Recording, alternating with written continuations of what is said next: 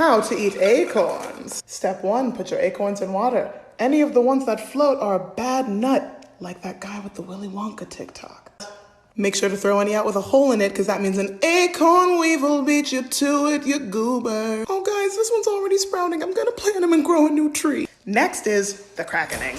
I hold it in place with a nutcracker, then smash it with a hammer. Success! Now I have to do this like 200 more times. When you take the nut meat out of the shell, try to get as much of the skin off as possible too. Put the nut meat into water to stop oxidation and to start leaching the tannins out. Also, it's tomorrow now. After a day, it'll look like this, and all that color is the tannins yeeting themselves from the acorns because it's water soluble. To speed up the leaching process, you can also grind them into a meal and pass water across it because exposed surface area. Then soak until they're not bitter anymore. White oaks take like a day. Red oaks take like 3 weeks. I used my ground acorns to stuff a pan bread and make lace cookies.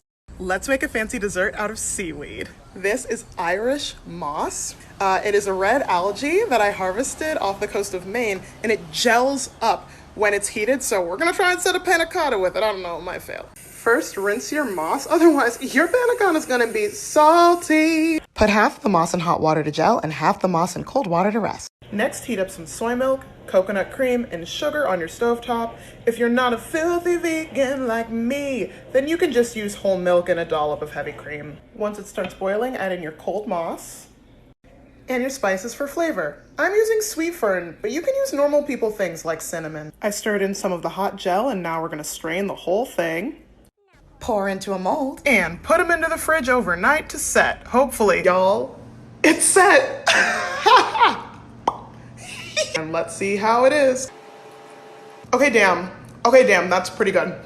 That's pretty good. Hey, let's make a tasty beverage with a flower that you know. 2 things. 1, honeysuckle flowers are edible. 2, I have never seen this many honeysuckles blooming in the fall before. This year has truly been 100% pure, unrefined suckage. Anyways, while I cry about the environment, I'm also gonna teach you how to make a fermented cordial with honeysuckle flowers. Step 1, gather a bunch of flowers and feel zero remorse because honeysuckle is hella invasive. It is literally the 12-year-old shoplifting from Target of the plant world. Stop choking out our native species. Now your colonizer flowers are covered in wild yeast, which is going to help convert this beverage into spicy water. Also, it's tomorrow now. We're gonna feed the wild yeast with some sugar, water, and a little squeeze of lemon because you want the wild yeast to go crazy, but you do not want bacteria to go crazy. Give it a shake. Put a little fabric on top because the devil works hard, but fruit flies work harder. We got bubbles. It's an active ferment. I can hear it fermenting, which is a good reminder. Unless you pasteurize it, it'll keep going, so burp it or it'll explode.